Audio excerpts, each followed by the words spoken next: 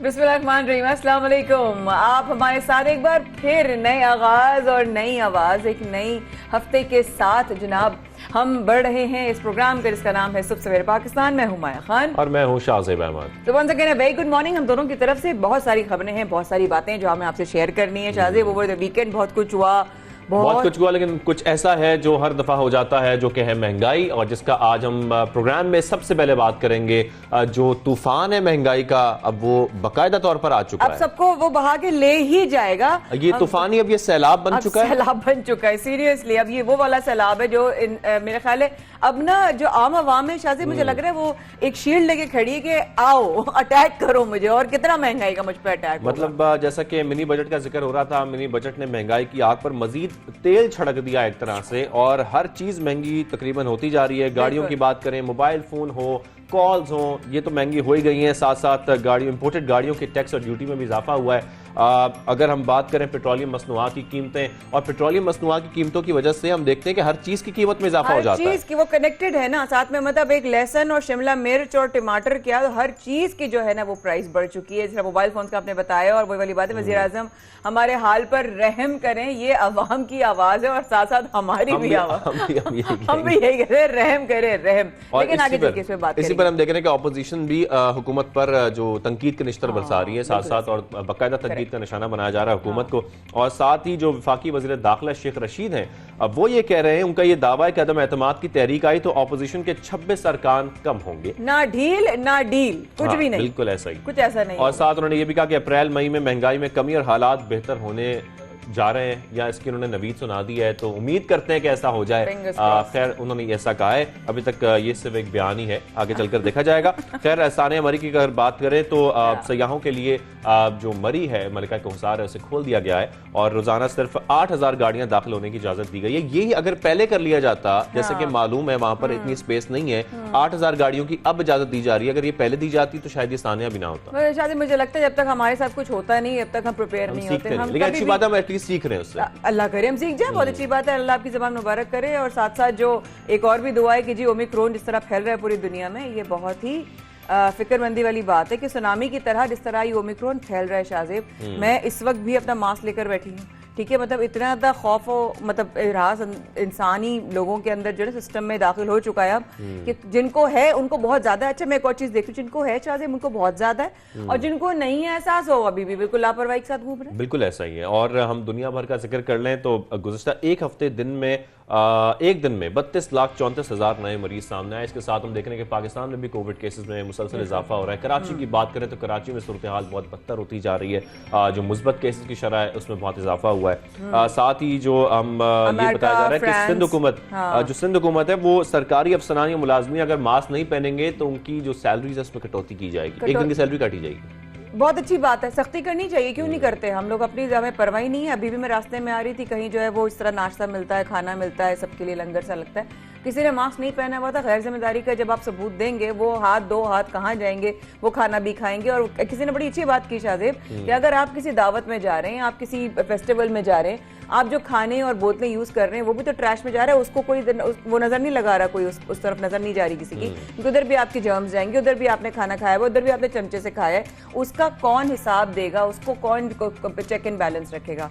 खैर ये परेशान होने वाली बात है। लेकिन आम इजलास होने जा रहा है कोरोना से के मुतालिक, और इसमें उम्मीद की जा रही है कि सख्त फैसले हो सकते हैं, ये तवक्को की जा रही है। साथ ही ओमिक्रॉन से जुड़ी एक और खबर भी है, जैसा कि बरतानवी माहिरीन ये खबरदार कर रहे हैं कि 1 साल तक के बच्चे ओमिक्रॉन से ज्यादा मुतासर हो सकते हैं। एब्सोल्युटली। और ये भी साथ साथ है कि ओमिक्रॉन किस्म के खिलाफ जो हम लोगों ने पिछले दिनों भी बात की थी कि N95 जो मास्क है ना वो ज्यादा जो है, ये कपड़े का मास्क इतना ज्यादा जो है वो स्ट्रॉन्ग नहीं है जितना आपको फायदा N95 मास्क से हो सकता है। तो ये एक बहुत ही बात है जिस पर इस वक्त बहुत ज्यादा डिस्कशन भी हो रही है मास्क के हवाले से। और सुबनामा में इस वक्त तो इतना ही, लेकिन आई एम श्योर बहुत सारी खबरें होंगी जिन पर हम तफसील से गुफ्तगू करेंगे आगे, और प्रोग्राम का बाकायदा आगाज करते हैं। बाकायदा आगाज करते हैं उसी सैलाब से जो हमने सबसे पहले जिक्र किया था, जो कि महंगाई का सैलाब है। हाँ। और जैसा कि बताया जा रहा है, दूध, मिर्च, नमक, गोश्त, गाड़ियां हो, इंपोर्टेड गाड़ियां हो, या फिर आपके मोबाइल फोन कॉल्स हो, हर चीज पर जो टैक्स लगा है उसकी वजह से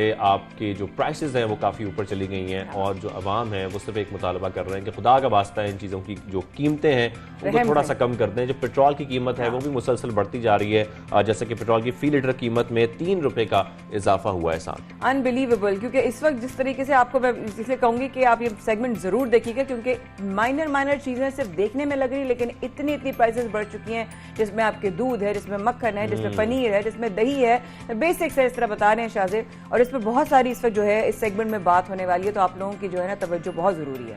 तो इसी पर हम मजीद बात कर लेते हैं। अपने पहले सेगमेंट में हमें ज्वाइन किया है माशियात डॉक्टर शुजात मुबारक साहब ने। शुजात साहब बहुत शुक्रिया, सबसे पहले पाकिस्तान में आपको खुशामदीद कहेंगे।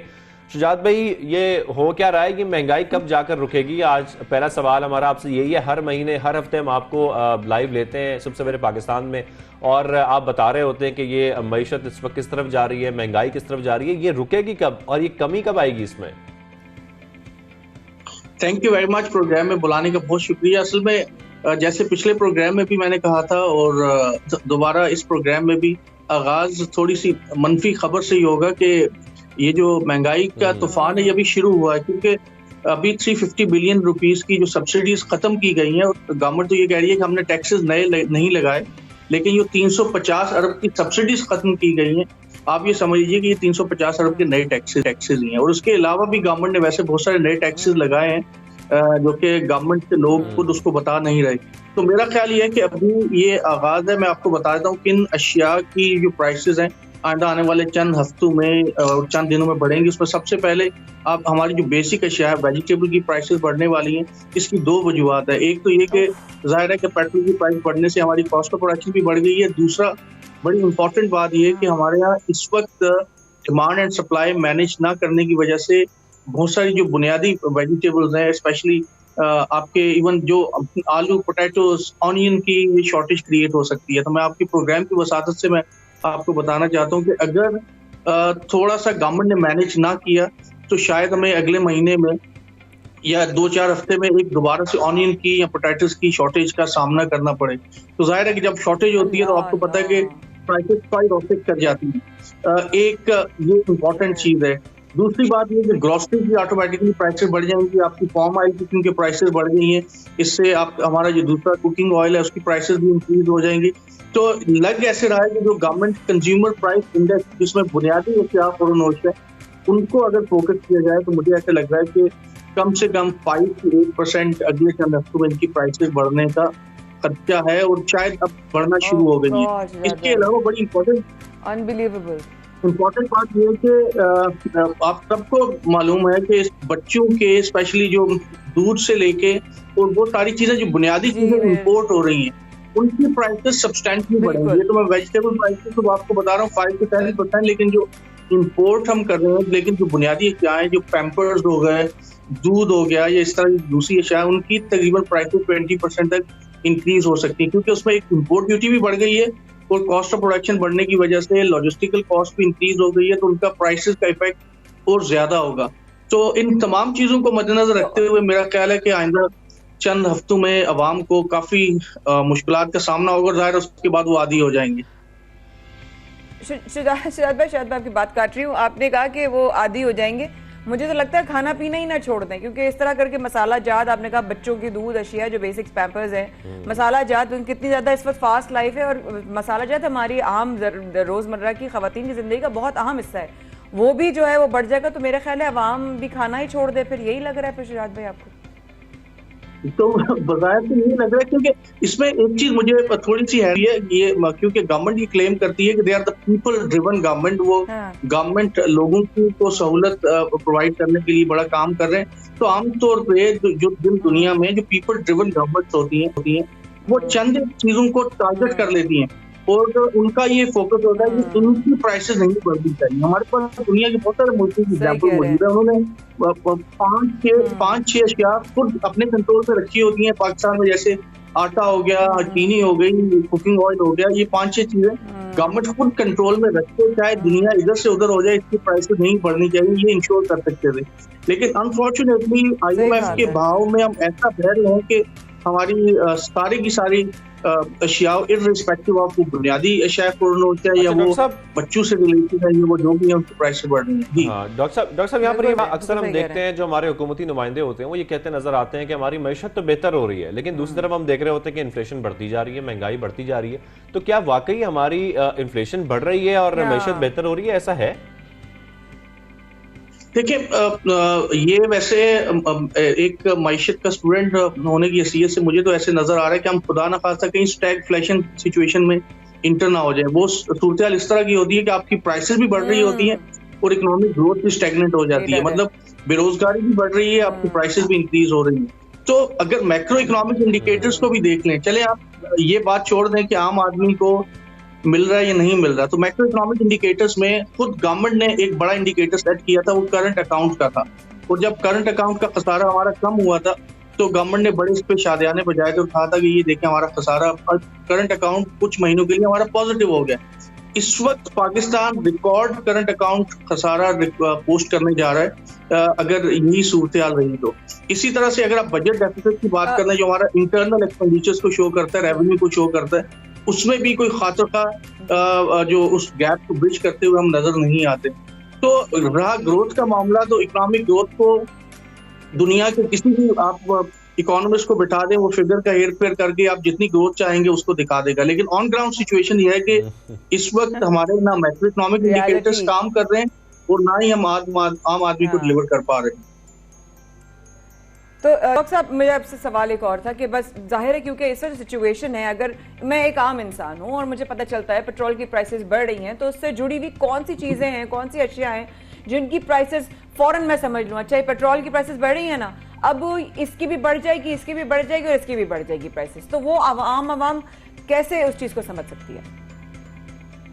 देखिए, वेजिटेबल की प्राइसेस तो मैंने कहा कि ये डायरेक्ट बढ़ जाएंगी, क्योंकि आपकी जो इनकी स्टोरेज ज्यादा नहीं होता, डेली जो फार्म से मार्केट में चीजें आती हैं, तो डायरेक्ट ट्रांसपोर्टेशन की कॉस्ट बढ़ेगी, आपकी वेजिटेबल की, फ्रेश की, फ्रूट्स की प्राइसेस तो फौरन बढ़ जाएंगी, दूध की प्राइसेस बढ़ जाएंगी। और आपने देखा होगा अभी जो मिल्क एसोसिएशन के लोग हैं वो भी कह रहे हैं कि मिल्क की प्राइसेस को हम बढ़ाने की बात कर रहे हैं। और इसी तरह से आइंदा चंद आने वाले दिनों में जो आपकी ग्रोसरी के आइटम, जैसे मैंने कुकिंग ऑयल का कहा कि कुकिंग ऑयल की प्राइसेस भी और इंक्रीज होने वाली हैं, या जो आपके दूसरे ऑयल हैं उनकी प्राइसेस भी इंक्रीज हो जाएंगी। तो आप ये ग्रोसरीज एंड वेजिटेबल्स और फ्रेश, ये तो आप ये समझ लीजिए कि विद इन 1 to 2 वीक्स ये पेट्रोल की प्राइसेस का इनके ऊपर डायरेक्ट इम्पैक्ट आता है, पर हम फौरन उसके असरात जो है वो देख सकते हैं। राइट। माशियत हमारे साथ मौजूद हैं, सर डॉक्टर शुजात मुबारक। डॉक्टर साहब, थैंक यू सो मच। जैसे शाहजेब ने कहा कि आप हमेशा आते हैं, वक्त निकाल के हमें बताते हैं, लेकिन आपने कहा ना, और हम भी ये सोचते हैं कि डरा के चले जाते हैं।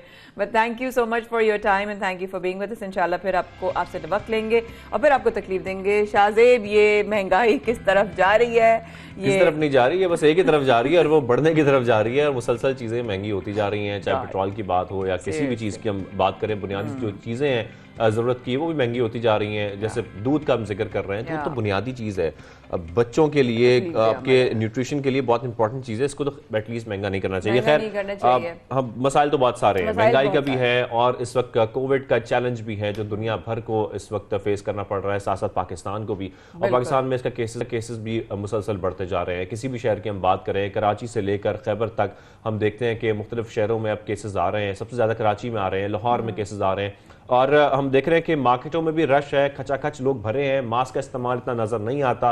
अब मेरे ख्याल में सख्ती कर देनी चाहिए एटलीस्ट मास्क के ऊपर। वैक्सीन पे तो ऑलरेडी हम कर रहे हैं, कि वैक्सीन ज्यादा से ज्यादा लोगों को लगे, लेकिन मास्क पहनना भी बहुत जरूरी है। Shahzeb, sorry to cut you, but मुझे नहीं समझ में आता और क्या हकाइक नजर आएंगे लोगों को, और क्या बताना रह गया, और कौन से फैक्ट्स है जो शेयर नहीं हो रहे, और कौन से एक्सपर्ट्स हैं आकर जो कोई और बात कर रहे हैं, और कौन सी जबान में ऐसे बात कर रहे हैं जो नहीं लोगों को समझ में आ रही। क्यों शादी की तकरीबात में जो है वो SOPs का जो है नहीं उनकी रिस्पेक्ट की जाती, नहीं फॉलो किया जाता, और बाकायदा मजाक उड़ाया जाता है। हाँ, मास्क क्या करेंगे, mask. I am sorry, but अगर नहीं लोगों को लग रहा कि ये सीरियस चीज है तो इसका जो आएगा ना एक रिजल्ट, वो 1 महीने में खुद ही पता चल जाएगा। एग्जैक्टली, इसी पर हम बात कर लेते हैं। पार्लिमानी सेक्रेटरी बराए सेहत नौशीन हमारे साथ मौजूद है। नौशीन साहब, बहुत शुक्रिया। सबसे पहले आपसे अब यही जानना चाहते हैं कि अगर सूरत हाल यही रही जो इस वक्त चल रही है और शरह में इजाफा होता रहा मुस्बत केसेस के, तो क्या सख्त फैसले किए जा सकते हैं? जी, बिस्मिल्लाहिर्रहमानिर्रहीम। बिल्कुल जी, इस वक्त आज भी NCOC का एक बहुत अहम इजलास हो रहा है जिसके अंदर तमाम सूबों के और फेडरल के वुज़राए सेहत जो हैं वो उसमें शिरकत करेंगे, और मैं समझती हूँ कि आज के इजलास में कुछ अहम फैसले भी किए जाएंगे, क्योंकि जिस तरीके से अब इसका जो ओमिक्रॉन का है, पहले ये कुछ स्लो राइज था, मगर अब ये बहुत तेजी से, यानी कि ये एक दिन में डबल हो रहे हैं केसेस। तो सिचुएशन बिल्कुल इस वक्त तशवीशनाक है, और चूंकि ओमिक्रॉन के बारे में हमें ये पता है कि ये वो वेरिएंट है जो कि बहुत तेजी से फैलता है, यानी इसमें इन्फेक्ट होने की जो कैपेसिटी है वो बाकी के मुकाबले में 12 गुना है। तो इसलिए इसकी तेजी के स्प्रेड की वजह से मैं समझती हूँ कि कुछ अहम फैसले किए जाएंगे। जाहिर है हमें जो पब्लिक गैदरिंग्स जो कि सबसे बड़ा सोर्स होती है इसके स्प्रेड का, उनके ऊपर जरूर गौर करना पड़ेगा। तो जिस तरह से पहले भी हुआ था कि कुछ एरियाज में स्मार्ट लॉकडाउन, कहीं पे ट्रांसपोर्ट को 50% जो है वो किया गया था, दफातर में हाजिरी जो थी वो 50% गई थी। तो इस किस्म की टोटल नौशीन साहब, इसका मतलब है कि स्मार्ट लॉकडाउन की तरफ जा सकते हैं आज के आम इजलास के बाद, पॉसिबिलिटी है?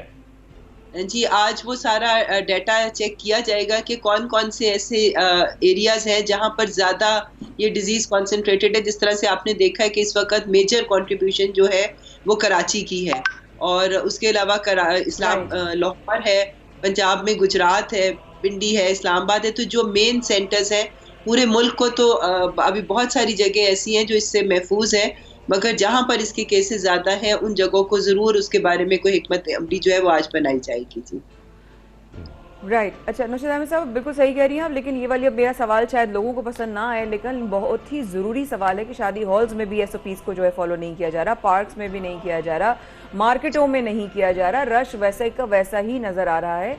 Nothing against life and people living there separately, individually, जो उनकी लाइफ की स्केड्यूल्स हैं, मगर फिर भी जिस तरीके से जो कहते हैं कि डिसरिस्पेक्ट हो रही है ना SOPs की, उसके हवाले से क्या आप कहेंगी, फिर किस तरीके से और इसको सीरियसली लिया जाए? जी साहब। जी देखिए, मैं समझती हूँ कि हुकूमत तो अपनी तरफ से पूरी कोशिश कर रही है तमाम पब्लिक पे एंट्री के लिए, चाहे वो शादी हॉल्स हो, चाहे वो ट्रांसपोर्ट हो, पार्क्स हो, जो भी मतलब है जगह, उसके लिए वैक्सीनेशन सर्टिफिकेट जो है वो कंपल्सरी है, और अक्सर जगहों पे वो चेकिंग हो भी रही है। मैंने भी कई जगह विजिट की है, वो बिल्कुल गेट के ऊपर चेक करते हैं आपका वैक्सीनेशन सर्टिफिकेट, मगर लोगों की अपनी इंडिविजुअल जिम्मेदारी ही है।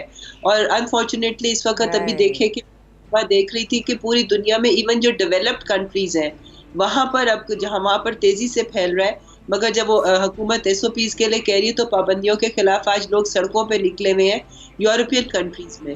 तो समझो शायद ये इतना लंबा हो गया है कि लोग एक तरह से थक भी गए हुए पाबंदियों पे अमल करते हुए। पर बहरहाल दिस इज नॉट जी, हमारे पास है, इसकी हमारे लिए एक मैंडेट है कि हमें इसको करना है, अपने आप को और अपने प्यारों को बचाना। बिल्कुल ऐसा ही है। नौशीन साहब, थोड़ा सा अगर हम इस तरफ आ जाएं कि जो शरह है मुस्बत केसेस की वो कैसी रही मुख्तलिफ शहरों की, अगर हम बात करें तो आपके पास यकीनी तौर पर सारा डाटा मौजूद होगा या आता है, तो काइंडली शेयर कीजिएगा कि कौन से शहर ऐसे हैं जो सबसे ज़्यादा हैं कराची के अलावा? जी, कराची में इस वक्त जैसा कि आपको पता है कि 30% से भी ज़्यादा पॉजिटिविटी रेशियो हो गया, जो कि बहुत ख़तरनाक हद को हम समझते हैं कि टच कर गया। और उसके अलावा लाहौर में आज जो है वो 8-9% से ज़्यादा, मतलब 12% के करीब हो गया। तो ये वो कुछ जो बड़े शहर है, चूँकि यहाँ पे आबादियाँ ज़्यादा है, कंजेस्टेड इलाके हैं, छोटी छोटी मोहल्ले होते हैं जहाँ पे ज़्यादा लोग रह रहे होते हैं, तो वो सारी क्लोज प्रॉक्सिमिटी की वजह से क्लोज स्पेसेस है, वेंटिलेशन प्रॉपर नहीं होती, तो और सर्दियां है, लोग घरों को बंद, खिड़कियों को बंद रखते हैं, तो उसकी वजह से ये तेजी से फैल रहा है। जो गांव देहात है वो चूंकि खुली जगह है, वहां पर से क्राउडिंग नहीं होती, तो वो जगह अभी बची हुई है। पर ये बड़े शहर जो है, बीरपुर है कश्मीर में, रावलपिंडी है, इस्लामाबाद है, ये तमाम शहर जो है ये ज्यादा इफेक्टिव है। हैदराबाद में काफी ज्यादा तेजी से बढ़ रहा है। तो ये बड़े शहर जो है हर प्रोविंस के वो ज्यादा हो रहे हैं। जी, ये बड़ा आप मैसेज भी दे गई हैं साथ साथ नौशीन अहमद साहबा कि जिस तरह बंद रखते हैं जगहें और खिड़कियां, उधर से जिस तरीके से जो एलर्जीज और डिजीज़ होती किस तरह वो फैलती हैं। आपने बड़ा साइलेंट मैसेज दे दिया अगर समझने वाले समझें। लेकिन एक चीज़ और समझना चाहूँगी कि बीच में रेशियो कम हो गया था केसेस का क्योंकि वैक्सीनेशंस हो गई थी। क्या वजह है आपके बीच में कि जब पेशेंट्स बीच में कम हो गए थे नौशीन अहमद साहबा, तो वो वैक्सीनेशन ना कराने की वजह से या अपनी जिम्मेदारी का एहसास हो गया था आवाम में? नहीं, देखिए जी, वैक्सीनेशन तो आज आप देखिए कि जो हमारी एलिजिबल पॉपुलेशन है, यानी 12 साल से बड़ी उम्र के जो लोग हैं उनको हम एलिजिबल पॉपुलेशन कहते हैं, उसकी 50% पॉपुलेशन वैक्सीनेट हो चुकी हुई है। और आप इसको इस लिहाज से देखिए कि हम एक बहुत बड़ी आबादी वाला मुल्क है। अगर कोई यूरोपियन कंट्री जिनकी आबादी 50 लाख 60 लाख है, अगर वो कहें कि जी हम 70% वैक्सीनेट हो गए या 80% वैक्सीनेट हो गए हैं, तो वो कुछ लाख लोग होते हैं। हमारा 7-8 करोड़, तकरीबन हम 8 करोड़ के फिगर को टच करने वाले हैं जो कि वैक्सीनेट हो गए हुए, और 16 करोड़ से ज्यादा जो फुली वैक्सीनेटेड है, और 16 करोड़ से ज्यादा वो लोग हैं जिनको कम से कम एक डोज तो जरूर लग गई हुई है। तो मैं समझती हूँ कि वैक्सीनेशन में पाकिस्तान ने बहुत मेहनत की है और लोग भी कोऑपरेट कर रहे हैं। जाहिर है हर जगह पे एक फ्रैक्शन जरूर ऐसा होता है जो कि इसको रेजिस्ट नहीं लगवाता, पर मेजॉरिटी लोग मैं समझती हूँ कोऑपरेट कर रहे हैं। और हुकूमत भी अब कोशिश कर रही है कि हम सेंटर्स पे बुलाने के बजाय खुद लोगों के डोर स्टेप पे पहुंचे। जिस तरह पोलियो की कैंपेन्स होती थी कि डोर टू डोर जाने वाला, तो उसी तरह पंजाब में तो ऑलरेडी रीच एवरी डोर जो रेड कैंपेन है वो चली है। बाकी जगहों के ऊपर भी अब इस कैंपेन पे गौर किया जा रहा है। जी, लेकिन ये करने की बात है कि ओवर द वीकेंड 40% जो है वो इंक्रीज आया केसेस में। ये इंतहाई के obviously I am a Covid survivor my self, so I believe कि वो डर खौफ होता है, और जिनको हुआ हुआ होता है, जिनको सिवियर हुआ हुआ होता है, उनको एग्जैक्टली पता होता है कि जिस तरह से ये रेशियो बढ़ रहा है। नौशीन अहमद साहबा, ये बहुत ही फिक्र करने वाली बात है। नौशीन साहब ये भी बताएगा जो आप लोगों का हदफ था खासतौर पर वैक्सीन के हवाले से, वो अब तक कितना मुकम्मल हो चुका है या उसके अकॉर्डिंगली बिल्कुल ठीक जा रहे हैं हम लोग? और साथ साथ जो बूस्टर वैक्सीन है वो भी अब लगाई जा रही है? जी, बिल्कुल। बूस्टर वैक्सीन पहले अभी 1 जनवरी से 30+ के लिए भी खोल दी गई थी, और अब एक दिन हुआ है ये अब 18+ के लिए भी खोल दी गई है। तो अब बूस्टर वैक्सीन भी लग रही है, मगर ये मैं आपको बता देती हूँ कि, और आपको खुद भी इल्म होगा कि वैक्सीन जो है उससे टोटल प्रोटेक्शन तो नहीं हो रही, यानी कि उसके बावजूद लोग कोविड से इन्फेक्ट हो रहे हैं, मगर उसकी सिवियरिटी ऑफ डिजीज जो है वो बहुत कम हो जाती है। एक तो सिम्टम्स जो हैं वो माइल्ड रहते हैं, और दूसरा हॉस्पिटलाइजेशन की जरूरत नहीं पड़ती है। तो इसलिए वैक्सीन हर सूरत में जो है वो हमारे लिए बेनिफिशियल है। और जिनके 6 महीने हो चुके हुए हैं वो फौरी तौर पे अपनी बूस्टर डोज भी लगवाएं, और जिन्होंने पहली लगवाई है वो भी अपनी दूसरी डोज को डिले ना करें, फौरी तौर पे वो भी लगवाएं, क्योंकि बहरहाल वैक्सीन आर वर्किंग। अपनी बूस्टर डोज डिले ना किया जाए। पार्लियामानी सेक्रेटरी बराए सेहत नौशीन हामिद साहब हमारे साथ मौजूद थी। बहुत शुक्रिया डॉक्टर साहिबा, सवेरे पाकिस्तान में आपने हमें ज्वाइन किया। बिल्कुल, thank you so much for your time. और बहुत ज़रूरी है मास्क पहने, मास्क पहने, मास्क पहने। गैर ज़रूरी नहीं जाना है तो मत जाएं। आपके ना जाने से किसी की शादी नहीं रुक जानी, उन्होंने फिर भी शादी करनी है, तो प्लीज़ अपना और अपनों का ख्याल रखें। और सा इस वक्त कोरोना के टाइम्स में घर में रहें और हमारे साथ रहें। इस वक्त के बाद we will be right back.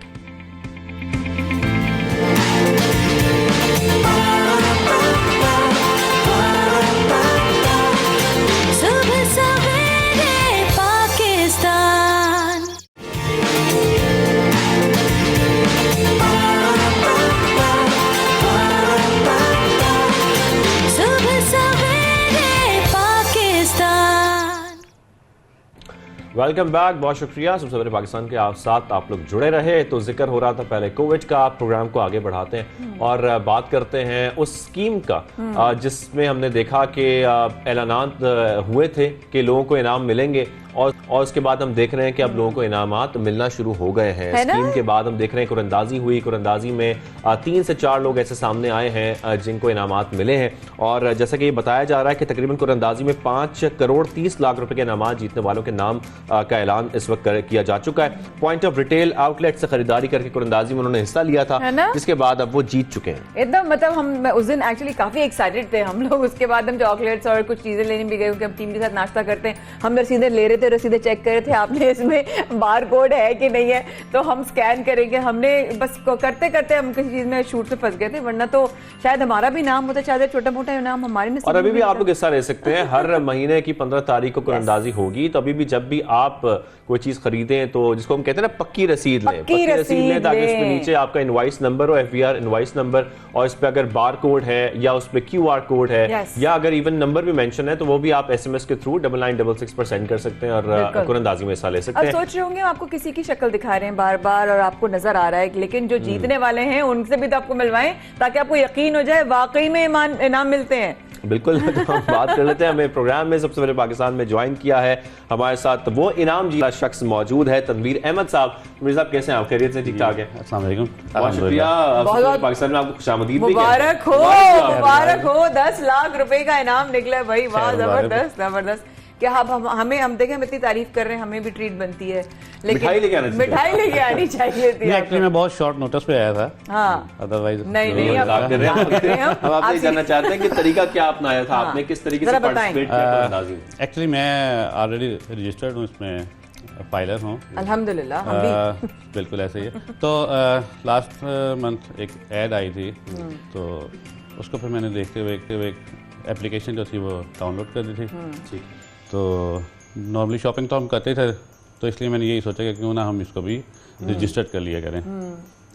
तो उसी में मैंने जो एप्लीकेशन बताई जाती है, आई थिंक आसान, क्या नाम है उसका? टैक्स आसान एप्लीकेशन जो है उसका तरीकाकार क्या था? जब आपने वो एप्लीकेशन इंस्टॉल की उसके बाद वो कितनी आसान है यूज करना, कैसे आपने किस तरीके से? अगर तो आप रजिस्टर्ड हैं तो फिर तो आपका कोई मसला नहीं, जो आपका FBR वाला पासवर्ड और यूजर लॉगिन है, आप जस्ट लॉगिन हो जाएं और जस्ट आपने क्या करना होता है, इनवॉइस को स्कैन करना होता है। उसी वक्त वो वेरीफाई हो जाती है कि ठीक आया कि ये रिटेलर जो है ये आपका टैक्स जमा करवा रहा है या कि नहीं। अच्छा। तो बल्कि ऐसा हुआ कि कुछ रिटेलर ऐसे भी थे जो जब मैंने उनको स्कैन किया तो वहाँ पे उनका आया था कि जी ये इसने आपका टैक्स जमा नहीं करवाया, तो आप क्या उसकी कंप्लेन भी करना चाह रहे हैं या कि नहीं?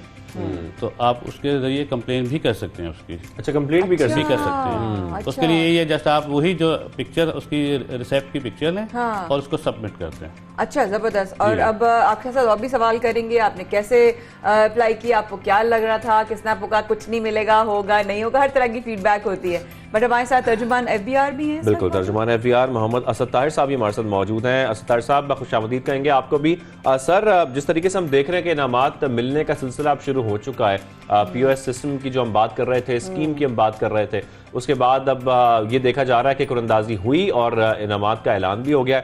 और तो सर ये बताइएगा, क्या अब ये सिलसिला चलता रहेगा? हर महीने की 15 तारीख को ऐसी कुरंदाजी की जाएगी? And congratulations to you. बहुत शुक्रिया 92 न्यूज़ का। मुझे याद है गुज़श्ता सोमवार को जब मैं आपके इसी प्रोग्राम में हाज़िर हुआ था तो मैंने आपके नाजरीन को ये बताया था कि हमारी 15 जनवरी को पहली इस मुनफरिद इनामी स्कीम की कुरानदाजी FBR हेडक्वार्टर्स इस्लामाबाद में होने जा रही है, जो अब हो चुकी है। और मैं जीतने वाले 1007 खुश नसीबों को, जिनमें ये तनवीर अहमद साहब भी शामिल हैं, जिन्होंने 10 लाख रुपए का बम्पर प्राइज़ जीता है, इनको परसों शाम लाइव हमने अपनी कुरानदाजी के दौरान इनको कॉल पे लिया और अपने उस प्रोग्राम के मेहमान ख़ुसूसी चेयरमैन FBR साहब से बराह रास्त इनकी गुफ्तगू कराई, जिन्होंने प्रोग्राम के दौरान ही माइक पे खड़े होकर इनको इनकी इस शानदार कामयाबी पे मुबारकबाद पेश की। तो मैं आपके नाजरीन को ये बताता चलूँ कि ये मुनफरिद इनामी स्कीम 1 साल भर की हमने इसके लिए प्लानिंग कर रखी है और हर माह 15 तारीख को FBR हेडक्वार्टर्स में इसी तरह शफाफ कंप्यूटराइज्ड अंदाज में TV कैमरा के सामने मुल्क भर के जो main stream electronic and print media है उनकी मौजूदगी में शफाफ अंदाज में 5 करोड़ 30 लाख रुपए के इनामात 1000 खुश नसीब हर महीने की 15 तारीख को जीत पाएंगे। जबरदस्त जबरदस्त, बिल्कुल जबरदस्त। मैं कहूँगी ताहिर साहब आप भी सुनिएगा असद साहब, और इस वक्त जरा हम तनवीर भाई से भी बात करते हैं। जब आपने स्कैन किया, क्योंकि असद हमारे साथ असद साहब भी और हम लोग भी हैं कि हमने कवर किया था पिछले हफ्ते भी, जब आप कर रहे थे और स्कैन कर रहे थे और अपने आप को डाल रहे थे इस कुरानंदाजी में शामिल हो रहे थे, तो क्या दिल लग रहा था कि होगा नहीं होगा या ट्राई कर लेते हैं? एक्चुअली क्या है, मैंने तो बहुत दफ़ा अप्लाई किया हुआ है। अच्छा। इवन शॉपिंग मॉल में भी लकी ड्रा होते रहते हैं। हाँ। तो मैं कर देता होता हूँ। अच्छा, वैसे ही कर देते हाँ, होते कर हैं। देना चाहिए। आप उन लोगों में से जो कहते हैं करके जाना है, हाँ, निकलने के लिए है। देखिए अब पैसे हमने खर्चे हैं तो ठीक है, अगर एक ऑप्शन मिल रही है तो आप उसको अवेल करें। फिर जब आपको कॉल आया, क्योंकि वो अच्छा, बताया जैसे हाँ, आप, एक्चुअली क्या हुआ कि जब कॉल आई हाँ तो वो एक PTCL नंबर से आई थी इस्लामाबाद के। बिल्कुल, तो आजकल आपको पता है कि बहुत सारी फेक कॉल्स आ रही हैं। हाँ। तो उसमें उन्होंने कहा जी कि आपका इनाम निकल आया और ये वो। मैंने कहा अच्छा ठीक है। नॉर्मली क्या होता है कि अक्सर वो कई दफ़ा होता है कि गेम शोज के भी आते हैं। बिल्कुल, तो वो कहते हो जी आपका ये इतना बाइक और इतना तोला ये वो। तो मैं उनको कहता था ठीक है यार, आप खुद ही रख लो, हाँ अच्छा। क्योंकि पता होता है कि वो ये फेक। अच्छा, ये बड़ा अच्छा सवाल है। हमारे साथ असद साहब आप भी मौजूद हैं। मैं आपसे यही जानना चाहता हूँ, जब आप लोग कॉल करते हैं, जब कॉल कराई जाती है FBR की जानिब से, तो लोगों की जानिब से ये कैसे मेक श्योर किया जाए कि ये वाकई FBR से कॉल है? क्योंकि आजकल ये जैसे कि जिक्र कर रहे हैं तनवीर साहब कि बहुत ज्यादा फेक कॉल्स आती हैं, ये प्रॉब्लम बहुत ज्यादा एक बन चुकी है आजकल। बिल्कुल आपने दुरुस्त कहा। इस फेक पूरे सिनेरियो में जब बहुत सारे ऐसे जो घोस्ट और फेक किस्म के इनामी स्कीमों में लोगों को ट्रैप किया जाता है, जाली और फेक किस्म की कॉल्स की जाती हैं, इस पहलू को कवर करने के लिए और इस बात का अंदाज़ा करके हमने अपनी कुरानंदाजी के वक्त 2 लेवल पे इसका बंदोबस्त किया था। पहले हमने अपना जो ऑफिशियल नंबर है वो अपने साथ वहीं पे मुंसलिक किया, और चूँकि ऑफिशियल नंबर फेक नहीं हो सकता, जो 9920 से शुरू होते हैं NTC के नंबर हैं, वो नंबर हमने वहाँ पर लिया। और अपने इन जो खुशनसीब थे जिनके नंबर और मोबाइल नंबर और CNIC स्क्रीन पे जैसे जैसे फ्लैश हो रहे थे, पहले लेवल पे हम इनको उस सरकारी नंबर से कॉल करते थे, और फिर हमारा नुमाइंदा इनको ये बता के कि वो FBI हेडक्वार्टर्स से इनसे मुखातिब है और कुरानंदाजी में इनका इनाम निकल आया है, तो फिर एक मोबाइल नंबर जो पहले से हमने रजिस्टर्ड ख़रीदारों को, सार्फिन जिनकी रसीदें वेरीफाई हो चुकी थी, वो मोबाइल नंबर हमने इन तक पहले से पहुंचा दिया था। और फिर उनको बताया जाता था कि अब उस नंबर से आपको मैं कॉल करने वाला हूं और आपकी मैं बात करवाने वाला हूं अपने मेहमान खसूसी से। इस वक्त हम लाइव जा रहे हैं, आपको पूरा मुल्क का मीडिया और हमारे सोशल मीडिया पे लाइव जाके पूरा मुल्क देख रहा है, लिहाजा इनको पहले एतबार दिया जाता था। और जो हमारे, और फिर इनको चॉइस दिया जाता था कि अगर आप मुनासिब समझें तो आप इस वक्त प्रोग्राम में लाइव आएँ और हमारे चेयरमैन FBR से हम आपकी बराह रास्त बात करवाने वाले हैं। और उसमें तनवीर साहब भी लाइव आए और इनको चेयरमैन FBR ने बराह रास्त प्रोग्राम में लाइव मुबारकबाद भी दी। तो कैसा लगा तनवीर जब बस आपके ये जब अनाउंस हुआ, तो आपको उस वक्त तक तो यकीन आना शुरू हो गया? जब मुझे मेरे रोंगटे खड़े हो रहे हैं इस वक्त सुनकर कि जब आपका नाम अनाउंस हुआ, तो आपकी क्या कैफियत होगी उस वक्त? एक्चुअली वही बात है कि मुझे पहले यकीन नहीं आया।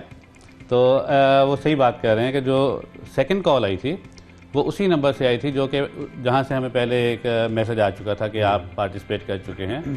तो फिर उस पर फिर हमें यकीन आया कि ठीक है, ये वाकई लाइव जो चल रहा है। अच्छा, इससे पहले आपके नाम पहले भी निकल चुके हैं, आप बता रहे हैं आप करते रहते पार्टिसिपेट? नहीं, इससे पहले कभी पहला है। हाँ, ये फर्स्ट। जबरदस्त जबरदस्त। यानी कि FBR के जो इस वक्त ये 1 साल तक ये होगा। अब जो कोई भी रसीद होगी ना वो मैं जरूर करनी है। अब मुझे यकीन आना शुरू हो गया है, क्योंकि असद साहब जो मैं कहती हूँ वाकई में आपने जो ये लास्ट वीक जब आप आते हैं ना, मैं ऑनेस्टली कन्फेस करूंगी मुझे भी इतना यकीन नहीं था कि निकलेगी। लेकिन कितने की शॉपिंग की थी आपने? ये सवाल जरूरी है। शॉपिंग कितने की और आपने मेक श्योर कैसे किया कि इस शॉपिंग मुझे यहाँ से करनी है ताकि आपको पक्की रसीद मिले?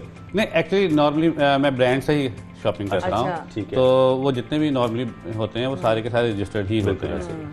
क्योंकि शाहजेब और हम लोग जब गए ना, तो शाहजेब ने 2-3 जगहों पे तो कहा आपकी रसीद जो है वो पक्की नहीं। अच्छा साहब, अगर आप सुन रहे हैं तो शाहजेब ने कहा आपकी रसीद पक्की क्यों नहीं है? शाहजेब जो ना एक अच्छे पाकिस्तानी होने का फर्ज निभाते हैं। सबको ये चेक करना चाहिए कि उस पे आपका जो जैसे कि बताया जा रहा था कि STN नंबर होता है, वो भी चेक किया जाए। उसके बाद ज़ाहिर नीचे आपकी रसीद के नीचे आप चेक कर सकते हैं कि FBR इनवॉइस नंबर भी मेंशन्ड होता है, QR कोड भी होता है। ये सब चेक करने के बाद आप इससे अंदाजा लगा सकते हैं कि आप वहाँ पर POS सिस्टम में या POS स्कीम में शामिल हो सकते हैं। तो क्या शाह साहब, हम इसी अगर पूछ सकें साहब से कि क्या हम इस ऐप के जरिए, इस तरह आपने कहा कंप्लेन कर सकते हैं अगर कहीं से हमें नहीं पक्की रसीद मिल रही, तो क्या उसके ऊपर भी हम कुछ अपना स्टेप ले सकते हैं असद साहब?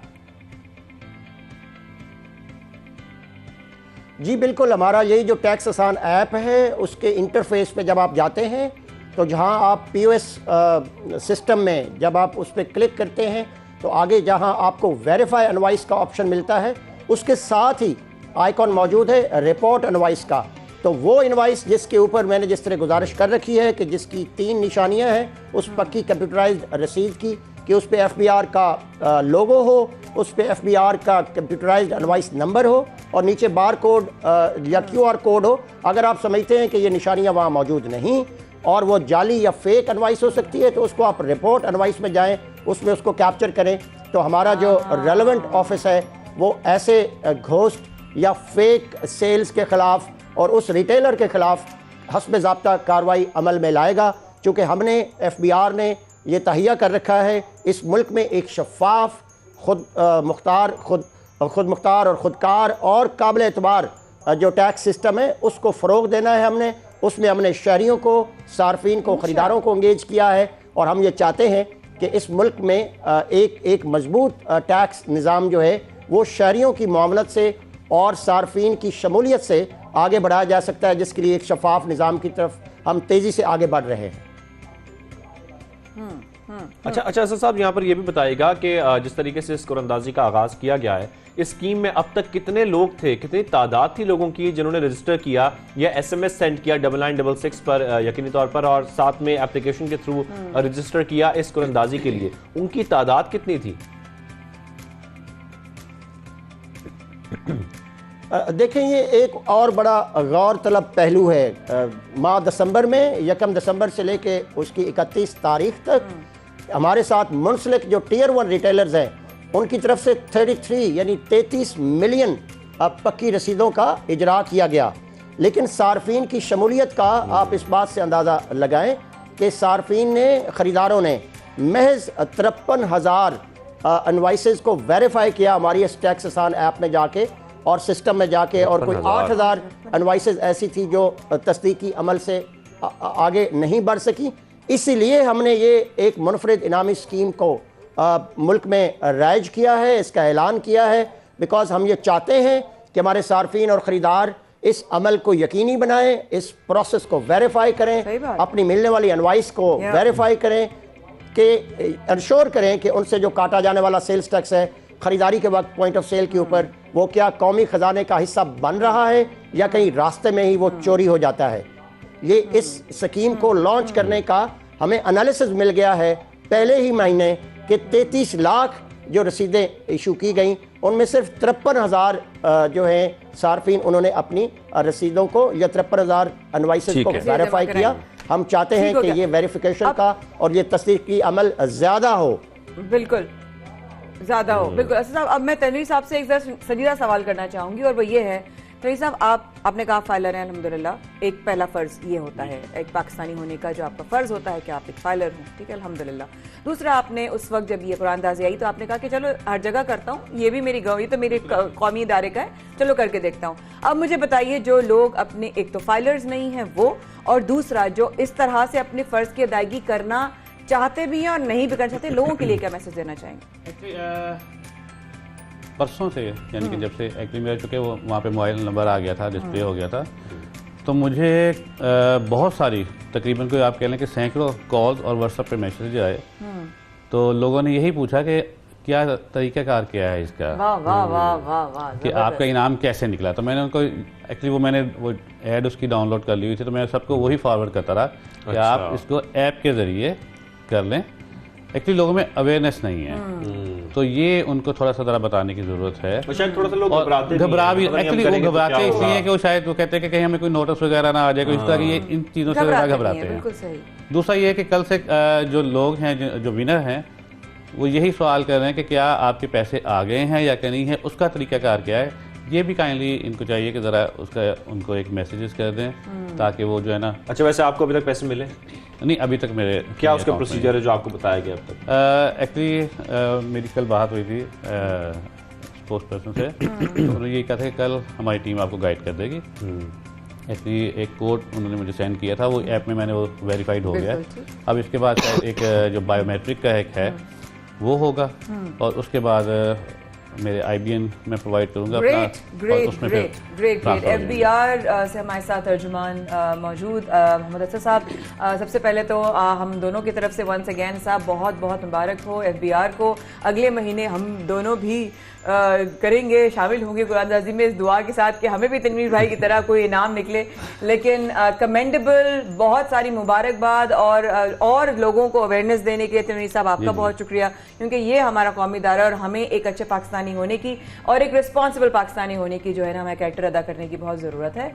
और बहुत बहुत शुक्रिया आप दोनों के हमारे साथ शामिल थे। और अब ये तो मुल्क की टैक्सी सूरत हाल का मौसम बदला, और शहर में रोज़ हम सुबह में बारिश होगी, ठंड होगी, ड्राई होगी, हवा होगी, मौसम में क्या तब्दीली हो रही है। पाकिस्तान में इतना बड़ा जो है वो मौसम का जो है वो चेंज ओवर आया है ओवरऑल। सो ये सारी बातें हम रोज़ करते हैं, लेकिन मेरे बातें या शाजिब की बातें करने का जो है वो एज सच कोई फ़ायदा नहीं होगा, क्योंकि हमारे साथ जो है हमेशा होते हैं जवाद मेमन साहब, हमारे वेदरमैन, और वो हमें बताते हैं जनाब के मौसम की तब्दीलियां क्या होने वाली हैं। सर्दियां अभी गई हैं कि नहीं गई हैं, अभी मजीद आएंगी नहीं आएंगी। किसी ने अजीब सा सवाल किया मेरे घर में, मेरे भतीजे ने, कि सर्दियां आ रही हैं कि सर्दियां जा रही हैं। हमारे साथ मौजूद हैं ओवर हमारे साथ बराह रास्त जवाद मेमन साहब। अस्सलाम वालेकुम जवाद भाई, कैसे हैं आप, खैरियत से हैं? जी वालेकुम अस्सलाम, शुक्र अल्हम्दुलिल्लाह। अल्हम्दुलिल्लाह अल्हम्दुलिल्लाह, thank you so much for joining us Jawad भाई। सबसे बड़े बड़े सवाल मैं करती हूँ और मुझे लगता है कि मैं आपको बहुत तंग करती हूँ। पहला सवाल करूंगी कि सर्दियाँ आ रही हैं, सर्दियाँ जा रही हैं, मौसम से इस वक्त क्या अपडेट हो रही है, कहाँ पर क्या सिनेरियो हो रहा है? बिकॉज आपने लास्ट वीक जब आप आए थे आपने 17-18 जनवरी से फिर जो है नॉर्दर्न एरियाज में जो है वो मौसम बदलेगा। So please over to you. जी बिल्कुल माया, आज 17 तारीख से जो है वो रात से एक और मगरबी हवाओं का सिस्टम मुल्क में दाखिल होगा, और स्टार्टिंग में इसका यही है कि बलूचिस्तान के एरिया से ये दाखिल होना शुरू होगा, जहाँ पे काफ़ी अच्छी बारिशें हैं, पहाड़ों पे बर्फबारी है। फिर इसके असरात जो हैं वो नॉर्दर्न एरियाज और अपर पंजाब तक फैल जाएंगे, जहाँ पे बारिशें हैं काफ़ी अच्छी, और पहाड़ों पे जो है वो बर्फबारी है। कराची के हवाले से अगर बात करें तो एक बहुत शॉर्ट ब्रेक आया है सर्दी के सीजन में।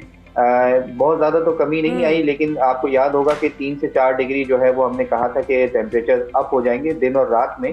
तो कुछ ऐसा ही सिलसिला है। पिछले 2 दिनों से जो है वो मिनिमम जो है वो तकरीबन 14-15 रिकॉर्ड किया जा रहा है रात के टाइम पे, और दिन के टाइम पे जो है वो 24 से 25 डिग्री है। फिलहाल कराची में ऐसे कोई बारिश का इम्कान नहीं है, और आगे जब ये सिस्टम निकल जाएगा 22 या 23 तारीख तक ये सिस्टम कंटिन्यू करेगा, उसके बाद दोबारा जो है वो कराची में ठंड बढ़ जाएगी। ओ यानी कि 22 से जनवरी से हम मौसम में फिर, क्योंकि अभी आप सही कह रहे हैं थोड़ा सा फर्क पड़ा है, लेकिन जो घरों में अंदर ठंड पड़ी हुई है वो एक अलग है, जो ठंड बैठी हुई है। अब अगर हम बात करें, आपने कहा कि 22-23 जनवरी से जो है वो मौसम चेंज होगा, this is Karachi you are talking about, right? So बारिशों का भी आप यही कह रहे हैं कि 22-23 के बाद या ये सिस्टम चला जाएगा? देखिए, ये 22-23 को जो है ये सिस्टम जो है पाकिस्तान से निकल जाएगा, और अगेन जैसे कि आपको पता है जो पैटर्न चला आ रहा होता है कि ये मगरिबी हवाओं का सिस्टम मुल्क से निकलता है और उसके पीछे अगेन एक कोल्ड वेव चली आ रही होती है। तो जैसे ही ये सिस्टम निकलेगा फिर दोबारा कराची से कश्मीर तक जो है वो ठंड में इजाफा हो जाएगा पूरे मुल्क में। अच्छा, यानी कि अभी मैं अगला सवाल यही था मेरा कि आप बलूचिस्तान और पंजाब उसके मौसम की तरफ भी जाएं, तो आप कह रहे हैं कि 22-23 से ओवरऑल पाकिस्तान में ठंड बढ़ने का जो है वो दोबारा से इंडिकेशन है? बिल्कुल ऐसा ही है, बिल्कुल ठीक है। जवाद भाई, आपने लास्ट टाइम भी जब आप आए थे तो सवाल किया था हमने, तो आपने कहा था कि मौसम बदलेगा 17-18 के बाद नॉर्दर्न एरियाज में। तो क्या बर्फबारी जिस तरह अभी हमने पिछले दिनों देखा नेशनल कैलामिटी आई, तो क्या उस हवाले से कोई और मतलब मजीद आने की बर्फबारी की कोई इम्कानात हैं? देखिए माया, ये जो सिस्टम आ रहा है ये पिछले सिस्टम से तो काफ़ी हद तक कमज़ोर है, क्योंकि वो एक गैर मामूली सिस्टम था। लेकिन अभी भी ये जो सिस्टम आ रहा है इसके ज़ेर असर इन सारे एरियाज़ में जो है वो लाइट टू मॉडरेट बर्फबारी मुमकिन है। मरी, गलियात, इन सब रीजन में जो है वो एक बार फिर बर्फबारी का सिलसिला शुरू होगा। इसीलिए जो भी लोग उन एरियाज़ में ट्रैवल कर रहे हैं वो काइंडली प्रॉपरली प्रिपेयर होके जाएं, क्योंकि ये सारे रीजन में इतनी ज़्यादा शायद सिवियर ना हो, लेकिन फिर भी बर्फबारी का इम्कान ज़रूर मौजूद है और काफ़ी हद तक चांसेस हैं कि ये स्पेल ज़रूर आएगा। बट जवाब भाई, आपको नहीं लगता कि जिस तरह की सिचुएशंस हो चुकी हैं, हम लोग गवर्नमेंट फिर भी प्रिपरेशंस कर रही है, लेकिन अवाम कभी भी इज़ नॉट इनफ प्रिपेयर्ड, कभी भी उनकी तैयारियां इस काबिल नहीं होती कि वो इस तरह की क्लैमिटी से बच सकें। तो लगता है लोगों को जाना चाहिए या लोग फिर भी जाएंगे? देखें, अगर पॉसिबल है तो अवॉइड करें, क्योंकि ऑलरेडी हम जो है वो पिछले कुछ दिनों में एक हादसा देख चुके हैं। और देखें, बर्फबारी तो सारी जिंदगी होती रहनी है, मौसम तो ऐसा ही रहना है। जब सही हालात हो, बेहतर हालात हो, जब वहाँ उसकी जगहों पे जहाँ जाया जाए, प्रॉपरली प्रिपेयर होके जाया जाए, और फिर वो चीज़ ज़्यादा बेहतर रहती है। बिल्कुल ठीक है। एक और चीज़ कि परसों रात से हमने कराची में देखा कि जवाद भाई हवाएं बहुत चलनी शुरू हो गई थी। क्या ये इसके रीज़न तो नहीं सकता जो अंडर द आइलैंड जो अर्थक्वेक आया उसकी वजह से तो नहीं हुआ? बिकॉज ऑब्वियसली मैं तो एक आम आदमी वाले सवाल करूंगी आपसे, तो ये उसका कोई असर तो नहीं पड़ा पूरी दुनिया में मौसम के हवाले से? नहीं, देखें, उसका ऐसा कोई असर नहीं है, और उसका इनफैक्ट मौसम पे भी कोई ऐसा कोई असर नहीं होगा। वो पैसिफिक ओशन में एक अंडर वाटर वोल्केनो था जो फटा, और वो हमसे कई हज़ार किलोमीटर दूर है। ये जो हवाएं चल रही हैं, ये बेसिकली विंड डायरेक्शन चेंज हुआ है आने वाले मगरिबी हवाओं के सिस्टम की वजह से। और आपने ये नोटिस किया होगा कि जैसे ही हवाएं शुरू हुई हैं, तो इसके साथ साथ कराची में हल्का सा टेम्परेचर भी राइज होना शुरू हो गया है, क्योंकि ये इंडियन रीजन की साइड से हवाएं हैं, ये वो साइबेरिया की ठंडी हवाएं नहीं है। जिसके जेर असर वो कोल्ड वेव आती है। ये सिस्टम पास आउट होगा तो फिर साइबेरिया की हवाएं आना शुरू होंगी। राइट, यानी बंदराबाद साइड से जो आ रहे हैं वो बादल हमारी तरफ ही बढ़ रहे हैं। बिल्कुल ऐसा ही है। वो अगेन बंदराबाद ईरान का रीजन है, और उसके साथ फिर हमारा बलूचिस्तान रीजन स्टार्ट हो जाता है, तो यहीं से ये दोबारा ये सिस्टम एंटर होगा, और अपर सिंध तक इसके कुछ असरात होंगे। कराची वगैरह में, पाकिस्तान के साहिली इलाकों में ऐसे कोई बारिश नहीं है, टेम्परेचर थोड़े से राइज रहेंगे। बाकी अपर पाकिस्तान और नॉर्दर्न पाकिस्तान में जो है वो बारिशें और पहाड़ों पर बर्फबारी है।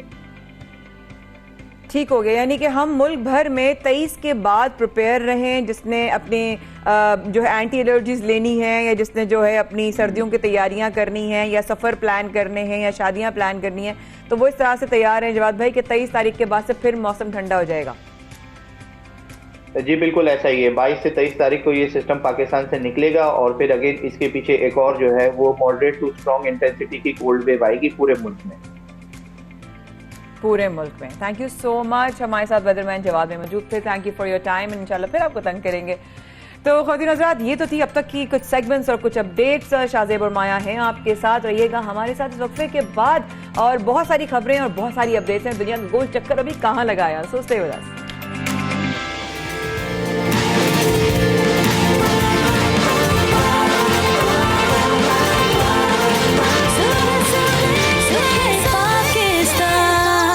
अब आपको लेके चलेंगे कैसे जो है वो इशू की तरफ जिस पर बहुत कम बात होती है, लेकिन इशू बहुत बड़ा है, और वो ये है जिस तरह गैर कानूनी तौर पर आप पाकिस्तान से ट्रैवल करके दूसरे शहरों में जाते हैं। कभी फैमिलीज जाती हैं, कभी मर्द हजरात जाते हैं, कभी ख़वातीन जाती हैं, कभी बच्चे जाते हैं, लेकिन किस तरीके से वो इलीगल तरीके से जाया जाता है, उसके नुकसानात क्या हैं, उसके अफेक्ट्स क्या पड़ते हैं, किन किन मुश्किलात से आपको गुजरना पड़ता है। आपको बज़ाहिर वो कहते हैं ना कि दूर के ढोल सुहाने लगते हैं, अपनी जिंदगी गवा देते हैं। बहुत सारे ऐसे लोग हैं जो अपने रोजगार के लिए या ये सोच के कुछ उनके ज़हन में होती हैं बातें कि हम वहाँ जाएंगे तो हमारी ज़िंदगी बहुत बेहतर हो जाएगी। यहाँ वो परेशान होते हैं, उनके पास रोज़गार नहीं होता, तो वो रोज़गार की तलाश में निकल तो जाते हैं, लेकिन उनको ये मालूम नहीं है कि इस तरह का ट्रैवल करना, इस तरीके से जाना, ये वाकई बहुत ख़तरनाक है। और उसमें बहुत सारे ऐसे केसेस आ चुके हैं जो अपनी ज़िंदगी गवा बैठे हैं, जिनको बहुत बड़े नुकसानात हो चुके हैं। तो इस तरीके से पहली बात तो जाना ही नहीं चाहिए, और कितना नुकसानदेह है। इसी मामले पर बात करने के लिए इंसानी स्मगलिंग पर हमें ज्वाइन किया है समाजी कारकुन अंसार बर्नी साहब से। Anti human traffic state department ने भी उन्हें इंटरनेशनल हीरो डिक्लेयर किया था, और आज वो हमारे साथ मौजूद है। अंसार बर्नी साहब, बहुत शुक्रिया हमें सबसे पहले पाकिस्तान में आपने ज्वाइन किया है। सर, सबसे पहले तो मैं यही जानना चाहता हूँ, ये इस तरीके से जाना, गैर कानूनी तरीके से जाना, इसके कितने केसेस अब तक आ चुके हैं? लोग इसकी कोशिश करते क्यों हैं आखिर? देखिए, होता ये है कि बेरोजगारी है, गुर्बत है, फिर कभी लालच आ जाती है, तो लोग अपनी छोटी मोटी जो जमीन होती है, या माँ का जेवर होता है, या बीवी का जेवर होता है, वो भी बेच देते हैं। सब कुछ खत्म करके कोशिश करते हैं कि वो ये समझते हैं कि शायद यूरोप में दरख्तों में पैसे लगे हुए हैं, दरख्तों में पाउंड्स और बाकी करेंसी लगी हुई है। ऐसा नहीं है, ऐसा नहीं है। इनको धोखा दिया जाता है। ये जो एजेंट हैं, जो लोग गैर कानूनी तरीकों से आते हैं, ये मुख्तलिफ रास्ते अपनाते हैं। ये एट दी एंड जब ग्रीस तक पहुंचने में कामयाब होने की कोशिश करते हैं, तो मैं आपको तकलीफ दे अमर ये बताऊं कि ये पहले ईरान जाते हैं, तो वो एजेंट ईरान में ले जाने के बाद दूसरे एजेंट को बेच देता है इनको, और वो अपने पैसे लेके चला जाता है। फिर ईरान में इन पे तशद्दुद किया जाता है, तशद्दुद करके इनकी वीडियो बना के इनके घरों पे भेजी जाती है, और फिर मजीद पैसे मंगवाए जाते हैं। अगर पैसे आ गए तो ठीक, तो फिर इनको ले जाया जाता है टर्की तक। टर्की में इनको फिर बेच दिया जाता है, और ग्रीस तक पहुंचते पहुंचते एक तो आधे पहुंच पाते हैं, आधे पहुंचते भी नहीं है, या ये डूब जाते हैं, या ये इनको पकड़ लिए जाते हैं, या मार दिए जाते हैं, या इन एजेंटों ने ही इनके साथ इतना तशद्दुद किया होता है कि ये चलने फिरने के काबिल भी नहीं रहते। तो ऐसी सूरत हाल के अंदर जब ये ग्रीस पहुंचते हैं तो जेल इनका मुकद्दर होता है, या फिर लीबिया का रास्ता अपनाते हैं। ईरान तुर्की के बाद जो अरब ममालिक हैं बहुत सारे, या खलीजी ममालिक हैं, वो रास्ता अपनाया जाता है। लेकिन आप ये समझ लीजिए कि इनकी जिंदगी तबाह हो जाती है।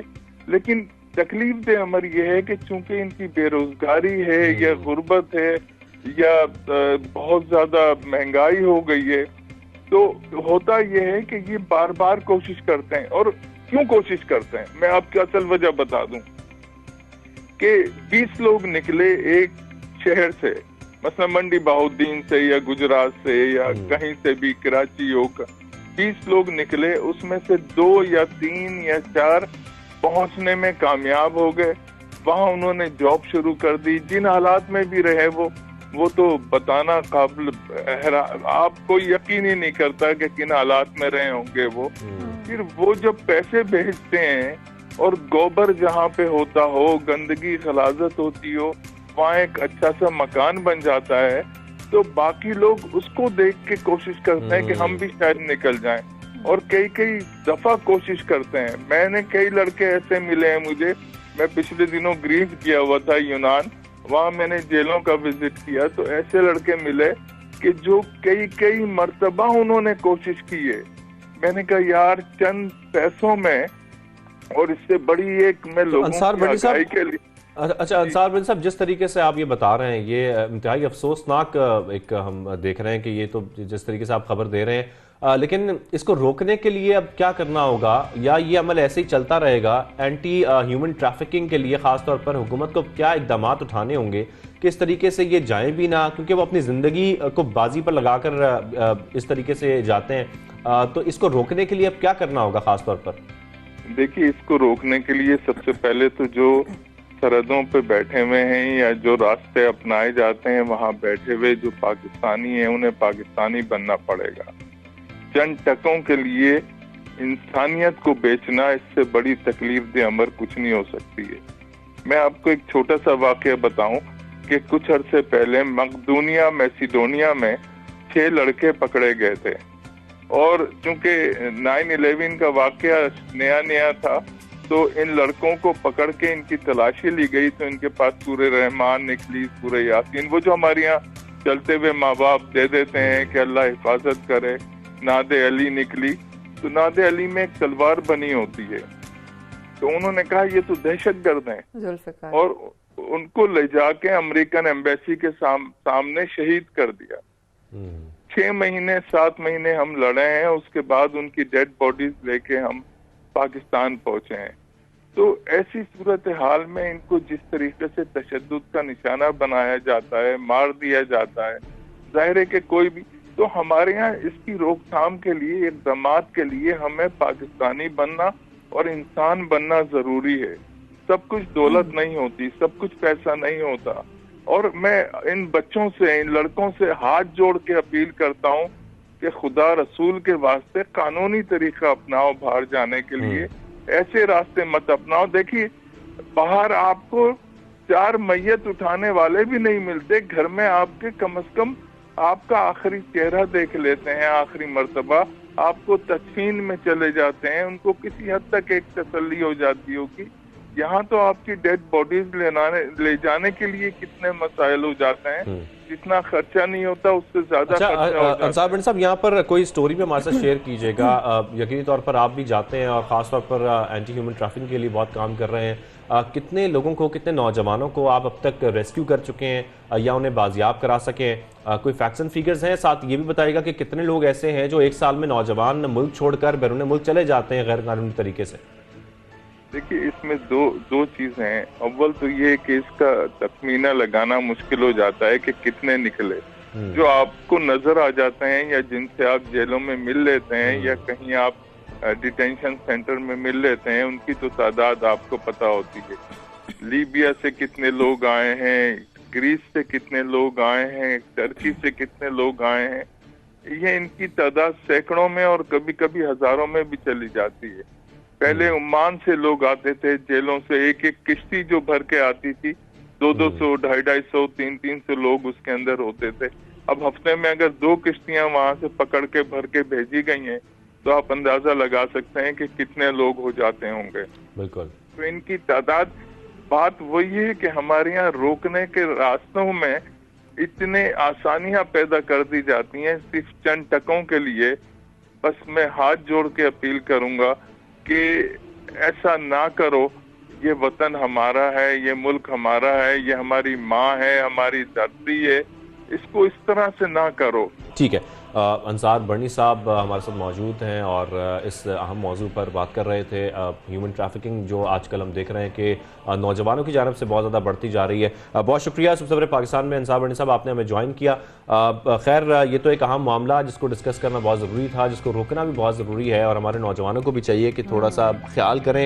यकीन तौर पर यहाँ पर मसाइल तो बहुत हैं, बेरोज़गारी भी है, लेकिन इस तरीके से अपनी जान ख़तरे में डालकर कहीं पर जाना, ये भी उससे बड़ा जुल्म है। और शाहजेब ये भी है कि घर वालों को भी प्रेशर नहीं करना चाहिए कि बाहर जाओ, बाहर होना चाहिए, बाहर जाके कमाओगे, हमें पैसे भेजोगे। प्लीज़, आपके आंखों के सामने आपके बच्चे और आपकी औलाद रहें, वो ज़्यादा अहमियत रखता है बजाय इसके कि जहाँ वो अपनी जान की बाजी जो है वो हार जाए और उसको कुछ नहीं पता उसके आगे क्या होगा, जस्ट बिकॉज उसका घर का प्रेशर उसके ऊपर है।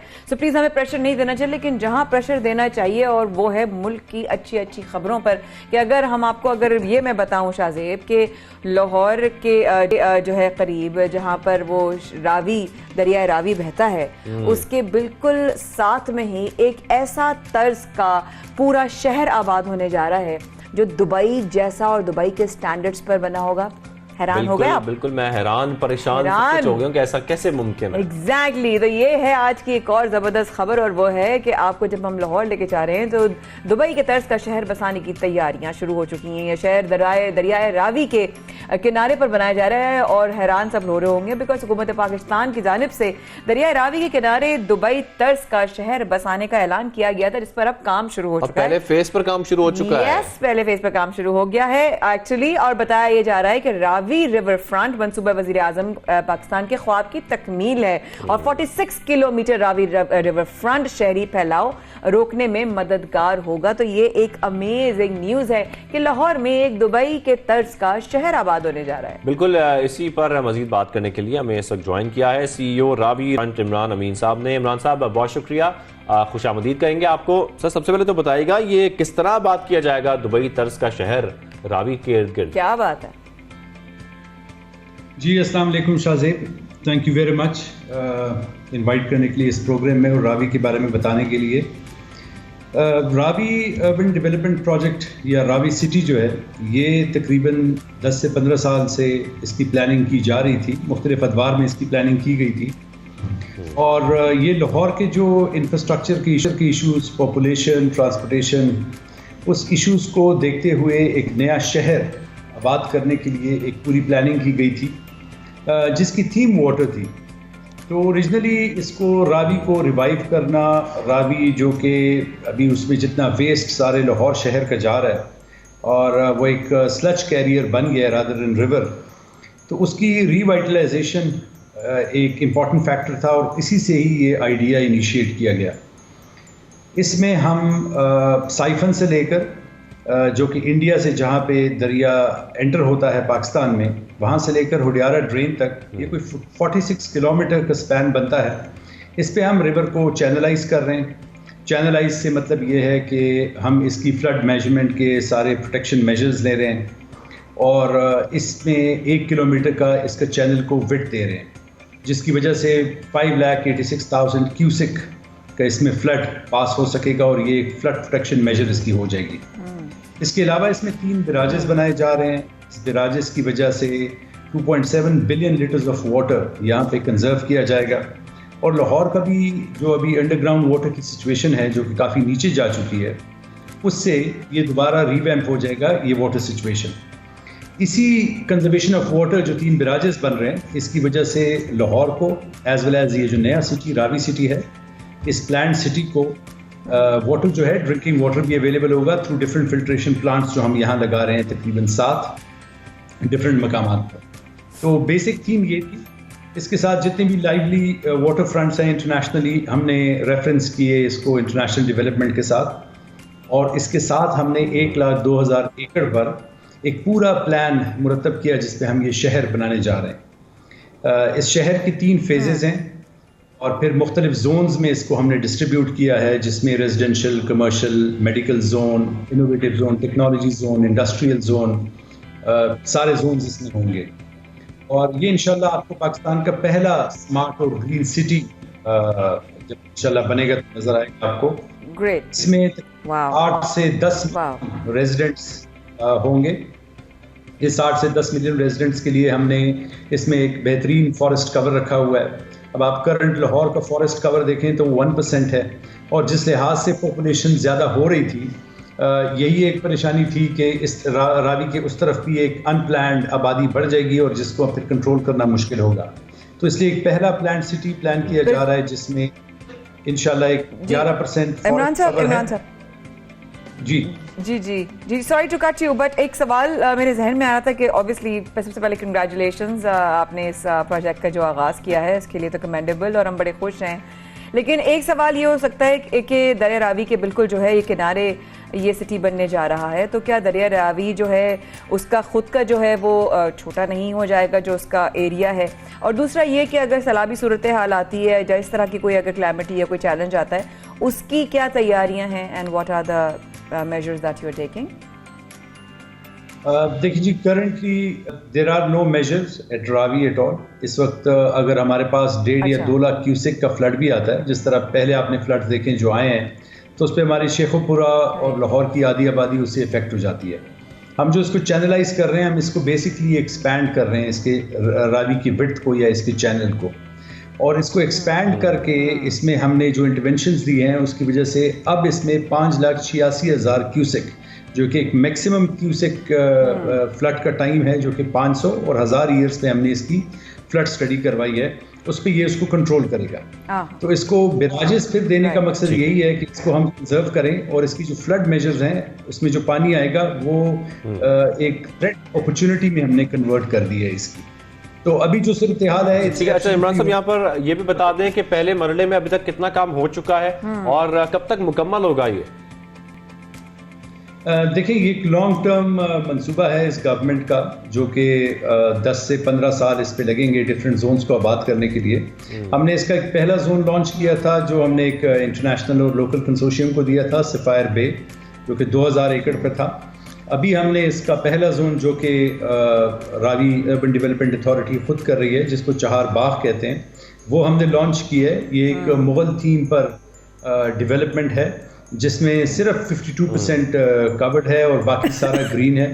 तो इसको एक बेसिक पूरी थीम हमने मुगल की दी हुई है और इंशाल्लाह आप देखेंगे इसको 1 ईयर में हम इसका इंफ्रास्ट्रक्चर कंप्लीट कर देंगे।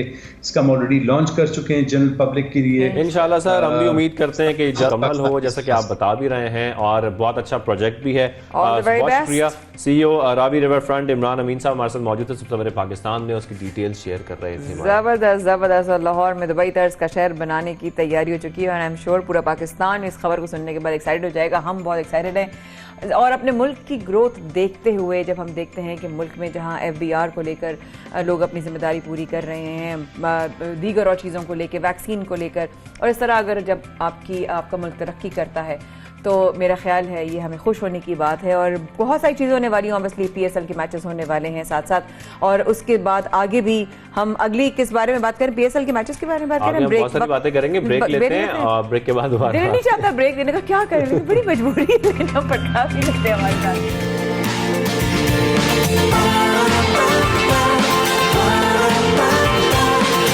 सुबह सवेरे पाकिस्तान,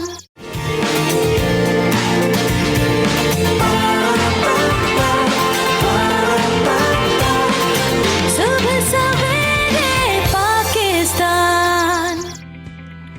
एक बार फिर हमारे साथ रहने का बेहद शुक्रिया। आप हमारे साथ बराह रास्त 92 न्यूज़ पर हैं। सुबह सवेरे पाकिस्तान में शाहजेब और माया कर रहे थे आपका इंतज़ार, और बहुत ही अरसे से हम चाह रहे थे कि हम इस सेगमेंट को लेकर आपके साथ ज़रूर शेयर करें, क्योंकि जब अभी हमने कहा कि जब इलीगली तौर पर आप पाकिस्तान से निकलें तो उसकी क्या मुश्किलात होती हैं, और जब हम इस तरह की कोई कहानी सुनते हैं तो वाकई होता है कि यार अपनों से जुदाई का जो दुख होता है ना, अपने खून से, अपनों से, अपने माँ बाप से, अपने बहन भाइयों से, अल्लाह ताला सब बहन भाइयों को माँ बाप के साए तले एक साथ एक छत के नीचे मोहब्बत और खुलूस के साथ और बरकतों के साथ रखे। क्योंकि क़याम पाकिस्तान के वक्त में जब बहुत से लोग, बहुत सी फैमिलीज, बहुत से घर जो है वो जुदा हो गए थे, अपनी ज़मीन छोड़ कर लोग कोई बॉर्डर उधर से इधर और इधर से उधर जा चुके थे। लेकिन अगर मैं आपको बताऊं कि फैसलाबाद के एक शहरी जो कि इस वक्त तकरीबन 74 साल बाद अपने भाई से वो जब मिले, तो शाहजेब क्या वो इमोशनल मोमेंट था। हर आंख वो देखकर मोमेंट इमोशनल हो गई, और शायद अपनों की और कदर आ गई देखने के बाद। बिल्कुल, ये दोनों भाई जो बिछड़े थे वो जब मिले करतारपुर राहदारी के जरिए, और वाकई करतारपुर एक जरिया बन रही है तमाम बिछड़ों को मिलाने का। बिल्कुल। और जिस तरीके से वो दोनों भाई मिले तो वाकई वो जज्बाती मनाजिर थे, दोनों एक दूसरे को देखकर दूर से ही पहचान गए थे, और उसके बाद बगलगीर हुए, एक दूसरे से मिले और बहुत खुश थे, और वाकई हमारे लिए भी बहुत जज्बाती मनाजिर थे ये। तो आज उन्हीं से बात करने के लिए मोहम्मद सिद्दीक साहब आज हमारे साथ सबसे पहले पाकिस्तान में मौजूद है, उनसे हम बात करते हैं। मोहम्मद सिद्दीक साहब, अस्सलाम वालेकुम, क्या हाल चाल है चाचा जी, खैरियत? ठीक है, शुक्र अल्लाह दा। अच्छा ऐ दसो तुहाडे अपने भरा नाल मुलाकात किवें होई सी?